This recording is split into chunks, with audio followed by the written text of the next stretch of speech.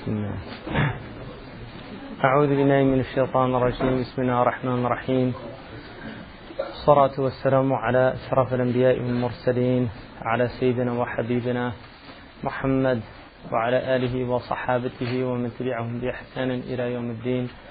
اللهم لا علم إلا ما علمتنا إنك أنت العليم الحكيم. اللهم علمنا ما ينفعنا وانفعنا بما علمتنا وزدنا علما.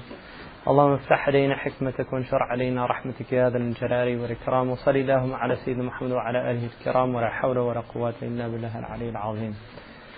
نكتة: غالب الذنوب التي بين العبد وبين ربه ترجع للشهوات المانعة من قربه، وتمكنها من النفس يوجب النزوع إليها دون لبس، فإذا عرضت في الخاطر فليعرض عنها دون مقابلة ولا مواجهة لما توجه منها، لأن مقابلة الخاطر برده توجب تمكينه دون صده، وليشغل الوقت حينئذ بالنقيض مما ليس فيه تصريح ولا تعريض.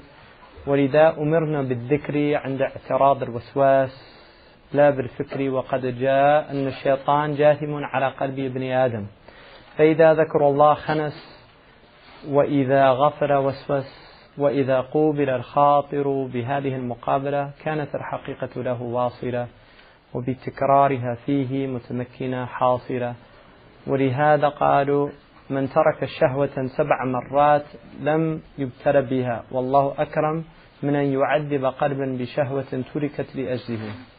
This is a point after we looked at what wrong actions do. There were 3 things that they did. And now he wants to stress something, and that is that the vast majority of wrong actions that occur between a servant and his master, Allah subhanahu wa ta'ala, they result from appetites that prevent someone from being near to his Lord. Shahawat mani'a. وَتَمَكُّنُهَا مِنَ النَّفْسِ يُوجِبُ النُّزُوعَ إِلَيْهَا دُونَ لَبْسٍ. And when these appetites are firmly rooted in the soul, this necessitates one's inclinations toward them without any doubt.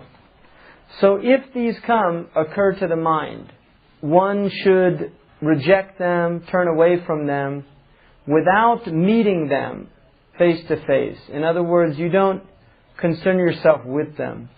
Because by meeting these thoughts, by attempting to refute them, by preoccupying yourself with them, this will actually make them more firmly rooted without you succeeding in actually stopping them. And this is a qa'idah. It's one of his qawa'id. It's a famous qa'idah. Sidi Abdullah wa Hajj Ibrahim, the Mauritanian scholar, said, وَمَا يُوَسْوِسُ بِهِ الشَّيْطَانُ وَالْقَلْبُ يَأْبَاهُ هُوَ الْإِيمَانُ. وَمَا يُوَسْوِسُ بِهِ الشَّيْطَانُ وَالْقَلْبُ يَأْبَاهُ هُوَ الْإِيمَانُ. Allahumma salli ala. Okay, it's not coming to me right now. Sidi Abdullah wa Hajj Ibrahim, he said that which shaitan whispers in the heart and the heart rejects it, that is Iman. That's actually Iman. When you have thoughts that come to your heart that really trouble you, that's Iman. And one of the people, they came to the Prophet ﷺ, they said, there are things that occur to my mind that disgust me. And the Prophet ﷺ said, ذَلِكَ صَرِيحُ الْإِيمَانِ. That's clear Iman. The fact that you're disgusted by thoughts that come to your heart that are foul, that is Iman. If you didn't have Iman, you would actually enjoy them. فَلَا تُحَاجِجْ عَنْدَهُ اللَّعِينَ فَإِنَّهُ يَزِيدُهُ تَمْكِينًا. That's what it says. وَمَا يُوَسْوِسُ بِهِ الشَّيْطَانُ وَالْقَلْبُ يَأْبَاهُ هُوَ الْإِيمَانُ فَلَا تُحَاجِجْ عَنْدَهُ اللَّعِينَ. So don't argue with shaitan. Don't try to dispute him. Don't preoccupy yourself with these things. فَإِنَّهُ يَزِيدُهُ تَمْكِينًا. It will actually only increase him. قَاعِدَةً أَسَّسَهَا الزَّرُّوقُ وَلَمْ تَزَلْ أَقْوَالُهُ تَرُوقُ. This is an axiom that Imam Zarruq has established, and it continues to impress us. So this is where it comes from. And then he said, and occupy your time with the opposite. And for that reason, we were commanded to do dhikr. When the waswas comes, when shaitan comes, you're commanded to do dhikr. Sta'id billah. Right? إِذَا مَسَّكُمْ طَائِفٌ مِّنَ الشَّيْطَانِ فَاسْتَعِذْ بِاللَّهِ. If any of shaitan, there's mess, then seek refuge in Allah subhanahu wa ta'ala, with dhikr of Allah subhanahu wa ta'ala. Because He said, La bil fikr. In other words, don't try to argue, don't try to rationalize, don't think about it. Do dhikr, not fikr. That's what He's saying. And then He said, because it's come that shaitan is sitting on the heart of the son of Adam. So if he remembers Allah, he flees. But if he is heedless, he whispers. Now, the difference between shaitan and the nafs, because there's 4 types of thoughts. There's khatir shaitani, khatir nafsani, khatir malakani, and khatir rabbani. There's 4 types of thoughts. The first one is satanic thoughts. And the second is egoistic thoughts of the soul, the self, the nafs. The difference between shaitan and the nafs is that the nafs thoughts are compulsive. In other words, it's the same thing. It won't let you go. So, addictions are often nafs. It's nafs. And that's why people that are addicted to things, it'll just keep coming to them. Go on, just do it, do whatever it is that they're addicted to. And that won't stop in the heart. It'll just keep, that's nafs. It's not shaitan, unfortunately. It's easy to blame things on shaitan. Shaitan comes with one thing. If it doesn't work, he comes with another thing. So that's how you tell the difference between a thought from your soul, the nafs, and a thought from shaitan. Shaitan comes, and if it doesn't work, if he doesn't get a result, he tries something else. Whereas the nafs, it's just pretty pathetic. It's not as clever. I mean, even shaitan's not very clever either, but he's more clever than the nafs. And then the malakani is a thought that comes from the angels. It's really from Allah in reality, but it's from the angels. By wasita of the angels. And it's an ilham. They'll actually inspire you to do good. They're the ones that will tell you to give charity, to fast. Why don't you fast tomorrow? Those are angelic. Why don't you do some rak'ats? Why don't you read some Quran? Those are khawatir malakani. And then a khatir rabbani is very powerful. It's something that you feel it so strong, it's difficult to turn away. Now, unfortunately, there is a rabbani thought that can come as a punishment for doing something. So you can get a rabbani thought that actually can have negative results. But it's a result of a clear disobedience or a serious breach of adab, especially with the awliya, with people that are close to Allah. And the worst thing you do have breaches of adab with awliya. It's bad enough with normal people, but with the awliya it's worse. And obviously the worst is the prophets, to have breaches of adab with the prophets. And that's why, for instance, there's somebody who the Prophet ﷺ told to eat with his right hand. He said he couldn't do it. And after that he couldn't eat. He had just like a shaking. He could have, but it was like inad. That's the reason that he refused it. And that's not something the Prophet ﷺ wishes or wills on somebody. It's an uquba from Allah subhanahu wa ta'ala. Another man made fun of the way the Prophet walked because he had an unusual way of walking. He walked slightly inclined and he moved fast. And that was not... The Quraysh, especially the aristocrats, strolled, they moseyed, they were very slow in their, it was an arrogant way of walking. And you still see that. People that are arrogant tend to walk slowly. The Prophet ﷺ walked with intent. So somebody was imitating him and the Prophet could see from his back. And he turned around and he said, Kun kadarik, be like that. And after that, that man, when he walked, he made all these funny movements that people laughed at. And then he said... And I'll tell you that, and this happened to somebody I know. I mean, there's somebody in Mauritania who's very well known for doing unusual things that indicate that he's mulham, that he's an inspired individual. Rahmakullah. We were going to go see him, and I was going to bring somebody to see him, and we couldn't go. And the whole way we were driving to this place in the middle of the desert, and the whole way I was really troubled about not seeing this man, because I was with somebody that I wanted him to see and he was going to help him as well. And anyway, we came over this hill and there he was sitting out on this rock. I mean, this is in the middle of nowhere, literally. Sitting out on this rock. and he had one of the people that worked for him had just killed a sheep, and he was cutting it down, and he was about to roast this sheep.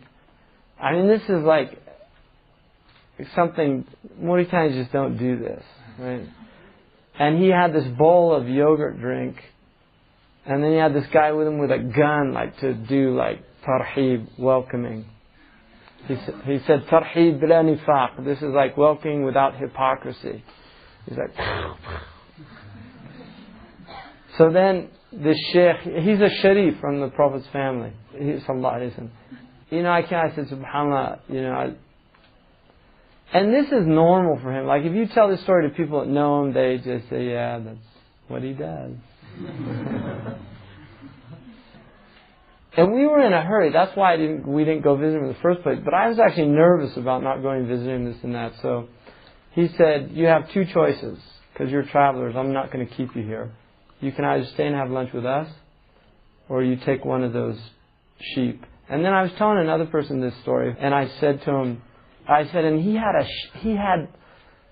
a sheep tied to a tree. And he said, no, two sheep. And I looked down and I said, did I tell you this story already? He said, no. And there was two sheep there. So these are Mauritanians are like this. That's why they're very strange people to spend a lot of time with. He said two sheep, and then he kind of realized what, and he just said, no, I didn't hear that story before. And he didn't. But there were two sheep. He said, you take one of the sheep, and he said, you eat it along the road. So we ended up taking the sheep. Anyway, this person was in Medina, and they hit something in a car, and he said, Ya Rasulullah, like that. And there was somebody in the car who said that was shirk. And this man, he didn't say anything about it. But that night, another person, and this is a person I know, another person, the Prophet ﷺ came to him and said, go tell my son, Wuldi, Muhammad Zain, go tell him that I'm upset with that other man. He shouldn't have said anything to him, but not to worry about it. Because he was, so anyway, and he just went and he told him, I don't know what this is about. Because this man lives in Medina. He came to Muhammad Zain and said, I don't know what this is about, but I saw the Prophet ﷺ last night, and he said for me to tell you this about so-and-so. And it was the person who had said that to him. It was the other person. So, there's people that's their experience of the world. Whether you believe it or not is irrelevant.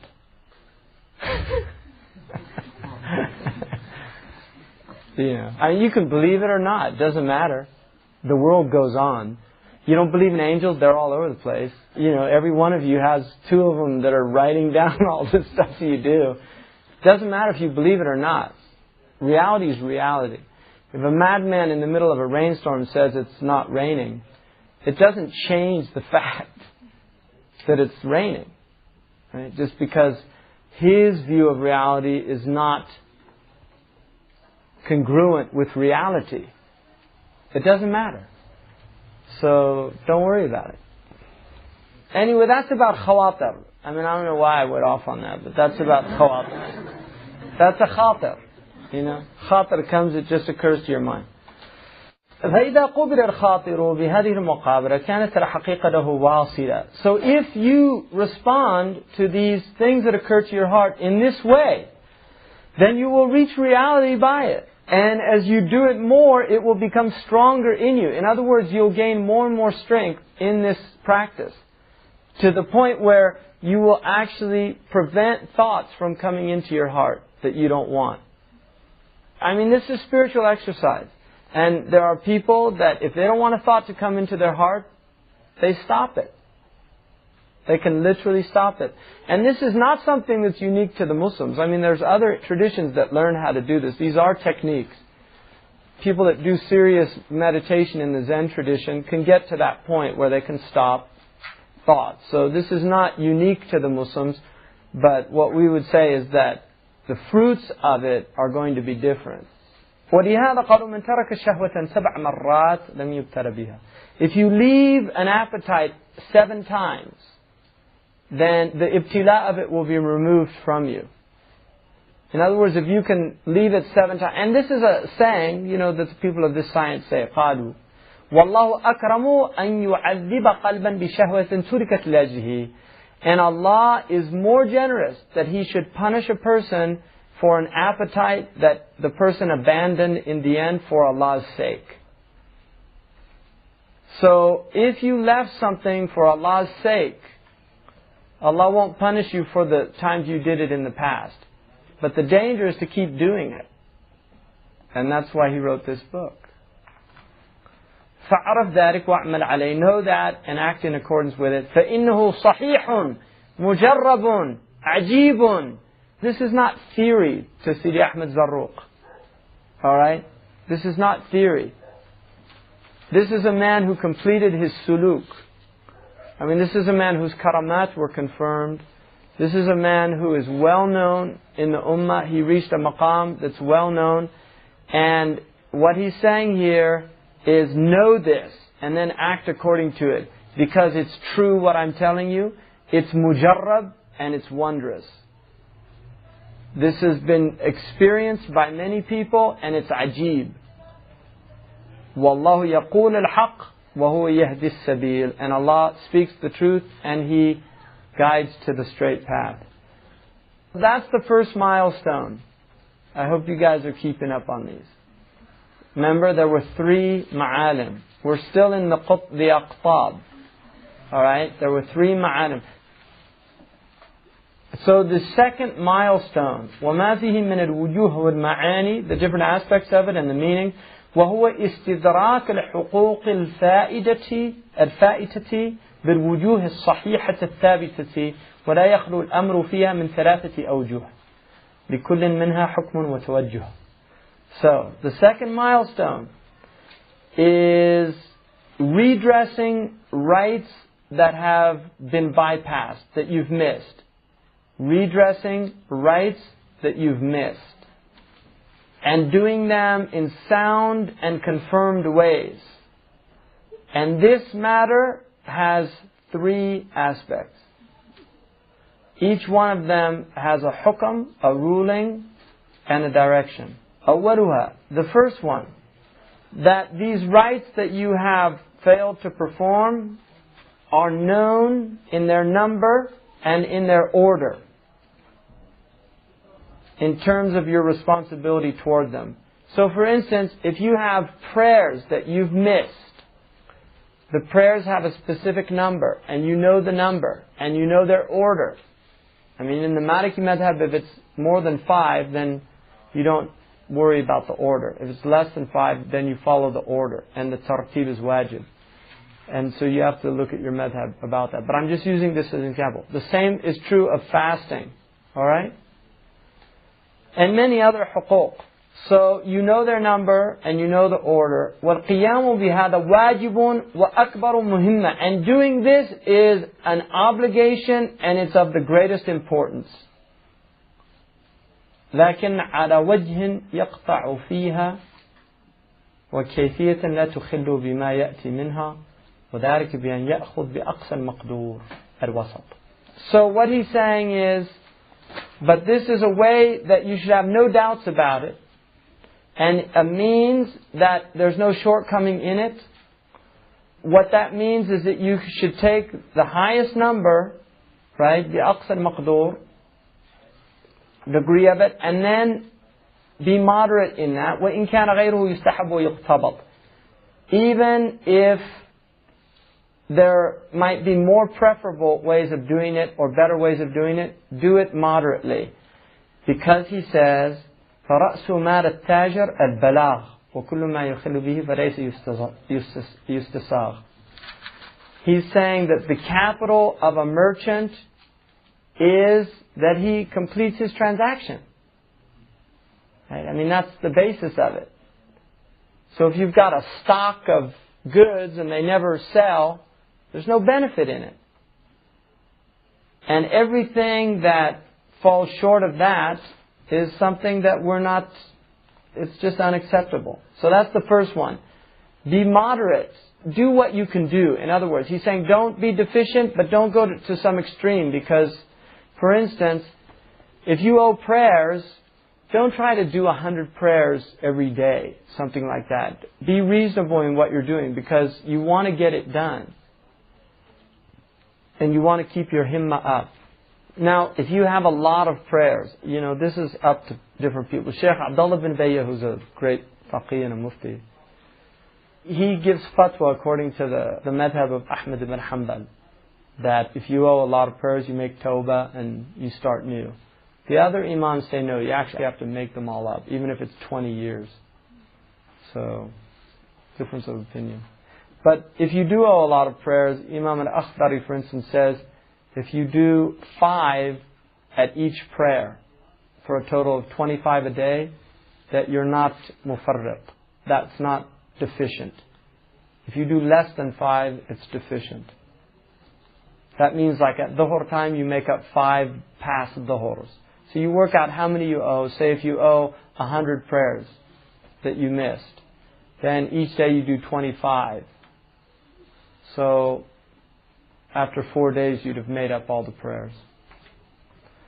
So now we're looking at the second milestone, and it has 3 aspects. This is the second one. الثاني أن تكون محققة الحكم غير محصورة. You know what the ruling is, but you don't know what the number is. فالأخذ بأحوط العددين هو الحالة المشكورة.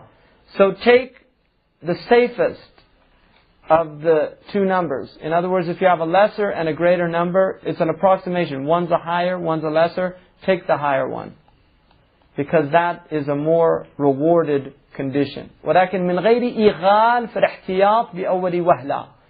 But don't go to an extreme. Don't go to an extreme in your cautiousness right from the start. بل بعد الفراغ من أوله. Rather do some of it and then look. بمهلة أو لا. مهلة. Either with some space of time between them or not.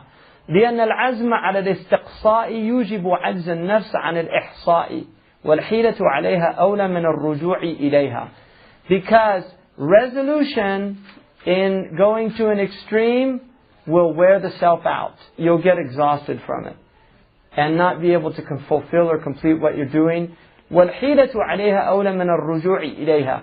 And using some strategy to get the nafs to do what you want it to do is more appropriate, is better for you than trying to return after leaving it. It's better to do something reasonable than try to go back to it later.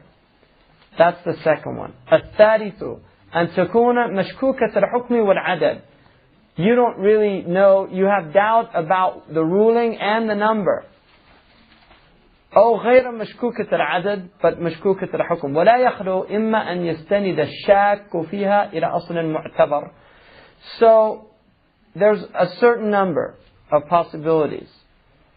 One of them is that the one doubting has some principle that should be considered that he can rely upon. أو لا يستند بذلك بل لما فيه نظر. Or he doesn't, and he has to use his own judgment. It's a judgment call. فالأول ملحوظ في الحكم المتبع. So the first is something that should be in what you're attempting to fulfill. You should consider that.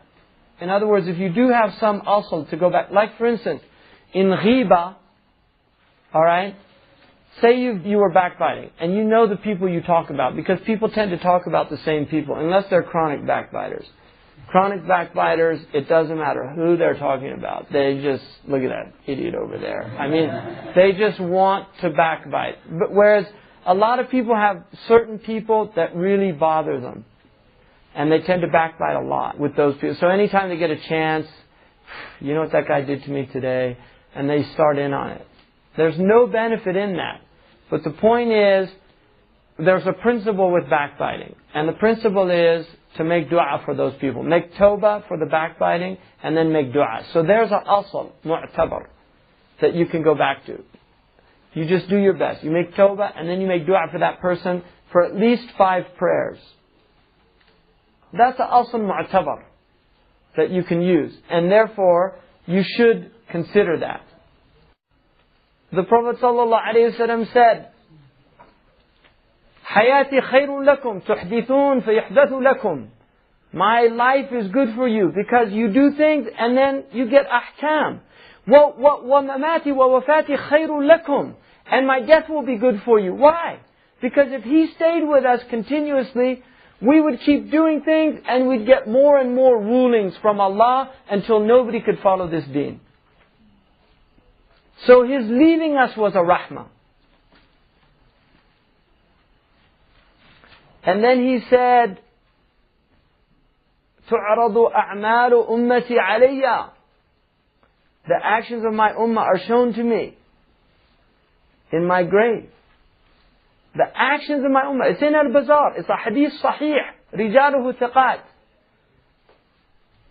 أعمال أمتي تعرض علي فإن وجدت خيرا حمدت الله وإن وجدت غير ذلك استغفرت لهم. Their actions are shown to me. So he sees the ummah. Don't think he's ignorant of what's going on in the ummah. Sallallahu alayhi wasallam. If he sees good, he says, Alhamdulillah.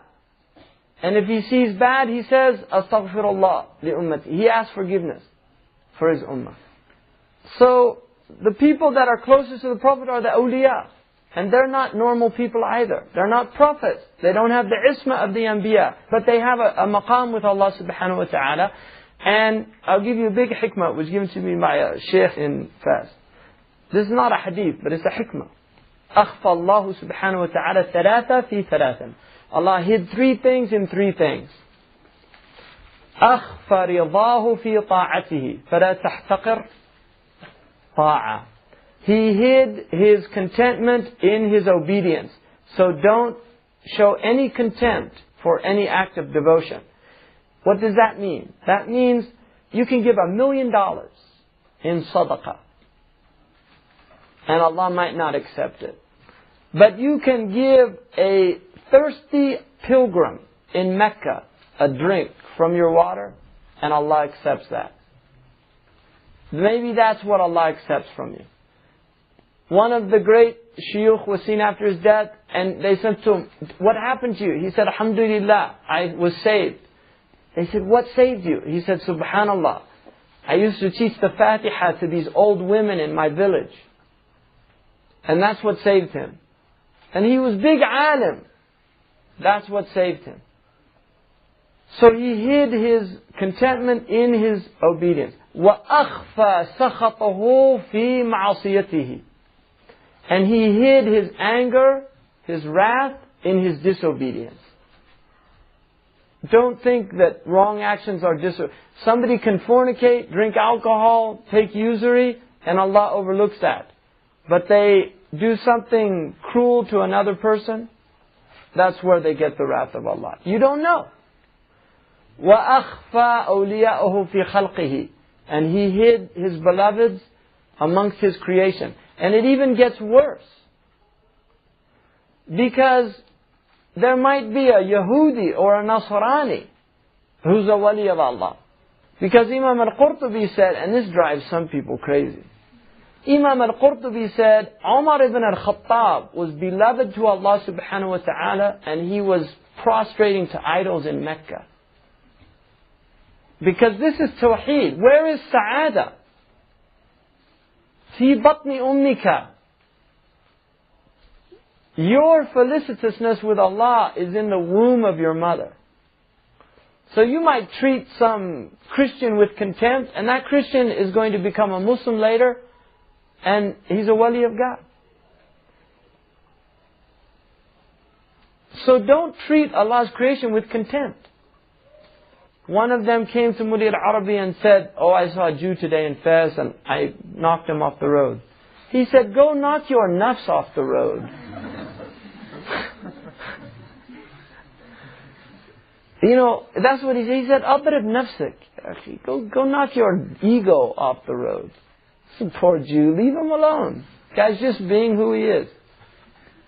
Really. It's like in the Rasail of Ikhwan al-Safa. We were talking about this today. I was looking at these dogs. All these animals got together in one of these Rasail. And they made this court. And they demanded that human beings stop calling each other animal names like Himar and Kalb and Khinzir. Because they were saying We're just being who we are. Right? We're acting according to our maqam. It's you guys that are being the bad ones. So don't use us. Like, don't say, ya kalb. Because the kalb is just he's just being a kalb. He's being the way Allah created him. It's you that's not being the way Allah created you. So you don't know who the people of Allah are. Allah has hidden them, and there's a reason for that. Now obviously there are some people that we have i'tiqad about, we have belief about. And there's some people, mujma' alayh, like Imam al-Ghazali, there's consensus about his wilayah. But there's people we have belief about. You see somebody, like personally for me, when like Shaykh Ahmed Mashhur al-Haddad, Murab Tarhad, Sifudul al-Huwar, these people, only they say, you have belief about them. You say, وَلَا نُزَكِّ عَلَى اللَّهِ أَحَدٍ. You know, the Prophet said, أَحْسِبُهُ كَذَلِكَ وَلَا أُزَكِّ عَلَى اللَّهِ. I believe him to be that. I deem him to be that. And I don't make tazkiyah, as Allah knows the hearts. But it's i'tiqad about people. You have a belief about people, and that's what we do. But jazm, you can't do jazm. You know, I mean, there's ulama that have made jazm about other ulama, things like that. That's another thing. But with people, the outward, you judge according to the outward. And also people have states and stations. So then he says, وَانْصِرَافْ مَا يَتَعْلَقُ بِهِ وَجْهُ الْخِيَانَةِ. To leave, what you have to do is a type of khiyana. It's a type of treachery. فَلَا يَنْبَغِي لِلْمُبْتَدِي أَنْ يَتَعَلَّقْ بِهِ فِي هَذَا الْبَابِ. So at this level, it is not appropriate for a beginner to attempt scrupulousness at this stage. إِلَّا بَعْدَ تَحْقِيقَ النَّقْرِ وَالِاجْتِنَابِ. Until he has he's moved beyond, he's transgressed the level of wrong actions, and he's in a state of avoidance. لِأَلَّا يُغَرَ فِي الدِّينِ.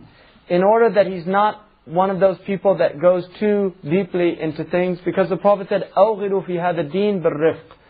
Enter into this deen gently. لَنْ يُشَدَّ الدِّينَ أَحَدٌ إِلَّا غَلَبَ. Because no one will go to an extreme in this deen except he's overwhelmed. Now remember, an extreme, if you see somebody like Murab Tarhad, you'll think his ibadah is extreme. For him it's not extreme. For you it would be extreme. And this is important to understand, that there are people that it's not extreme what they're doing. But there's other people that try to pretend to do that. It's not their maqam, and it becomes an extreme. He's saying the beginner should not try to do that. Go slowly. Don't try to take it on all at once. Just go slowly. Root out things. Prioritize. First, remove all the kaba'ir from your life. Then begin to work on the most important of the sagha'ir and diminish it like that. First, work on doing all of your fara'id. Once you've got your fara'id, then start on the mustahabbat, the sunan, the nawafil. If you're not praying all your prayers on time, and that should be a priority over everything. If your prayers are established, then you begin to focus on perfecting your nafilah. And like that. This is what he's saying. You know, take this slowly and appropriately. فَيُؤَدِّي الْأَمْرُ لِمُفَارَقَةِ الْمُهْتَدِينَ. Because what will happen is, the affair will result in that you actually end up leaving the people of guidance. وَقَدْ قَالَ رَسُولُ اللَّهِ صَلَّى اللَّهِ عَلَيْهِ وسلم لَنْ يُشَادَّ الدِّينَ أَحَدٌ إِلَّا غَلَبًا. وَقَدْ قَالَ عَلَيْهِ وسلم خَيْرُ الدِّينِ أَيْسَرُهُ. The best of the deen is the easiest of it. Now obviously for the awliya, it's easy to do what they're doing. So what he's saying is, do what is easy for you. Alright, now obviously, because you're struggling with yourself, that doesn't mean, you know, well, it's a little hard getting up for Fajr. No, that's not what he's saying. But do what you're capable of doing. Take on what you're capable of doing. You're still doing mujahada. There's struggle, there's some difficulty, but do struggle that you can continue, you can keep it up. That's his point. Tanbihat, some warnings. The first one, he's actually got more than 3. The first one, من اقتصر على أقل ما يقدر عليه دخل لأقصى ما ينتهي إليه. The one who does the least amount of what he's able to do will enter the path to reaching the furthest of what he's able to reach. So what he's saying is, if you begin by just doing the least amount of what you're able to do, because you might be able to do a lot. Right now you're a shab. you can fast every day. You can fast every other day. You can say, I can fast the fast of Dawood. I'm a young man, I'm strong. So yeah, you can do that. But what's the least you can do? What's the least you can do? 3 days a month. You can fast 3 days a month. So just take that as a practice. Because that's something you can do your whole life. One of the Sahaba said, Ya Rasulullah, he said, I want to fast every day. He said, no, don't fast. Fast 3 times a month. The man said, I can do more than that. He said, well, then fast on Mondays and Thursdays. I can do more than that. Then fast the fast of Dawood. It's the best fast. It's a fast of the Prophet. Dawood is the best fast every other day. He did that. When he got old, he said, I wished I would have listened to the Messenger of Allah and only done the 3 days. Because now it's become hard for me. Now that's a proof that the Sahaba took on no extra acts except they maintained them for the rest of their life. So if you're going to take on an act, that's what he's saying. Be consistent in it, because Allah loves consistency. It's better not to start it than to start it and stop it. So that's what he's saying. You want to arrive on this path, take what you can handle and take the least amount. Don't try to be superhero. Right? Super Imam. And then the kryptonite of the nafs. People don't know that because they're not American. He said, the Prophet ﷺ said, the one who goes to an extreme, you break the back of the beast, you don't traverse any of the land, nor do you destroy your beast of burden. So you don't get to where you're going. You wear yourself out, you wear your camel out, meaning your nafs, your beast, the riding beast, and you never get to where you're going. You're spinning wheels. واختلاف الأحوال يقضي باختلاف الأحكام. And the diversity of states is commensurate with the diversity of the rulings. فلا ينبغي أن يغتر بما يذكر من حزم أولي العزم في قضاء الأشهر العديدة في اليوم ولا تقتصر على ما يقتضي العبث واللوم فلتنظر لأقل مما تراه وسطا في حقك فتأخذ به دون تقصير مع اعتبار أقوال العلماء فيه فهم القدوة وبالله الحول والقوة.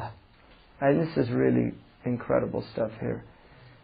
It is not appropriate that you become deluded by what's mentioned of the resolution of those men and women of great determination in being able to do the qada, what's owed of months, many months in one day.